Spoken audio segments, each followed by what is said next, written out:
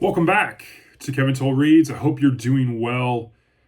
I just wanted to weigh in here. I posted my video to this morning of Into Deep, the newest Jack Reacher novel, and I was pretty down on it. And it was taken over by Lee Child, or Lee Grant is his real name, his brother Andrew, and it's been a mixed bag of results as he's taken over the mantle of writing Jack Reacher novels.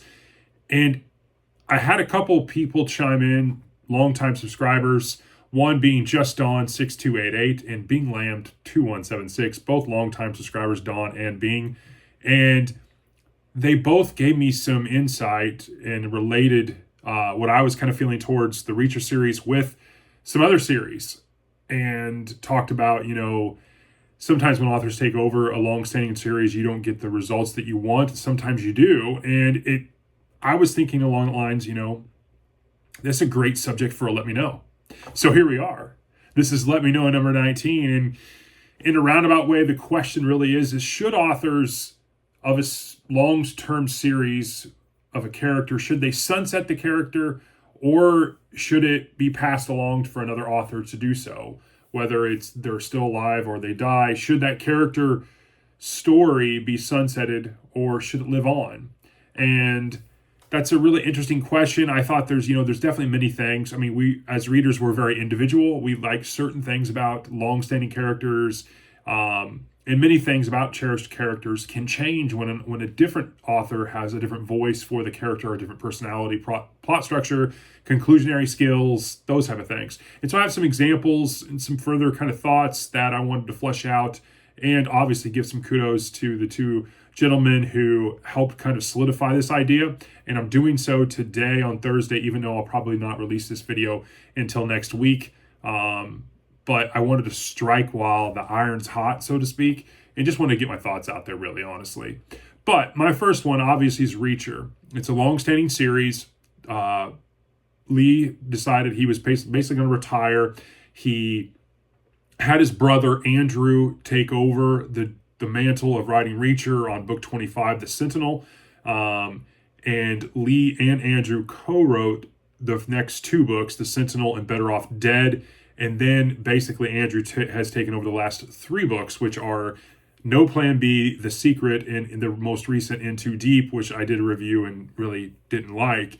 The Secret was good, however. The previous entry, book 28, book 29, book 28 was a 4.4, book 29 I was Into Deep. I didn't like it. So that's my example. Then, and I'll put up here a comment I got from Dawn6288, again, another longtime subscriber of mine, kind of, hey, maybe there's something to this for Let Me Know, and he was talking about the long-term series Mitch Rapp from Vince Flynn. It was originally started by Vince, and then Kyle Mills took over and was arguably just as good as Flynn. And if you go on to Goodreads, you can kind of see if you trust Goodreads, but I wanted some kind of benchmark, but the scores are pretty indicative that Mills does a great job. I have not read this. I'm obviously looking at scores. I'm looking at Dawn's feedback, which I trust. And then he said, the most recent one, Mills stopped writing after book 22, which was Code Red. And then the recent Rapp book, number 23, Capture or Kill, came out in September of last year. It was written by Dawn Bentley. And if you look at Goodreads, the numbers for Bentley's entry of the most recent Rapp novel is just slightly lower than where Mills and Flynn were. But obviously, according to Dawn, who's been a longtime reader of the Rapp series, it's not as good. And so that's another example. Then Bing, who's definitely, he comments on almost all my videos, similar to Dawn, he was like, hey, Jason Bourne is another example where it started with Robert Ludlum in the 1980s to 1990, where he wrote three books, The Bourne Identity, The Bourne Supremacy, The Bourne Ultimatum. And then it spawned creations of movies, obviously, if you're familiar with the Matt Damon takes. And then in 2004, Eric Van Lustbader took over writing, and he's wrote additional 13 books in the Bourne series. And Being feels like the writing, the story arcs are even better. And if you go to Goodreads and look at the scoring for the books from Ludlum, they're around a 3.9 to 4.1 disparity. But the recents are a little higher. They're 4.2, 4.3, which solidifies what Bing was saying. So you have some examples here from some of my long-term subscribers and good gentlemen and their takes, as well as mine, where sometimes it doesn't work, sometimes it does.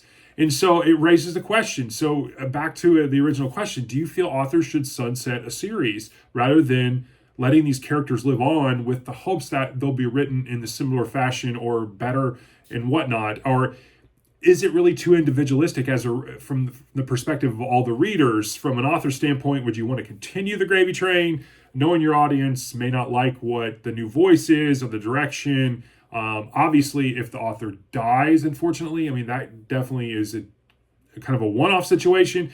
It kind of dwells into the, if you have an athlete that's beyond its prime, but still wants to hang on for hopes of a championship or whatnot, it kind of dwells into that kind of maxim or example.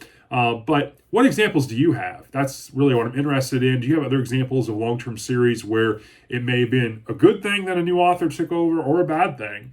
As always, let me know. I'm interested in your comments.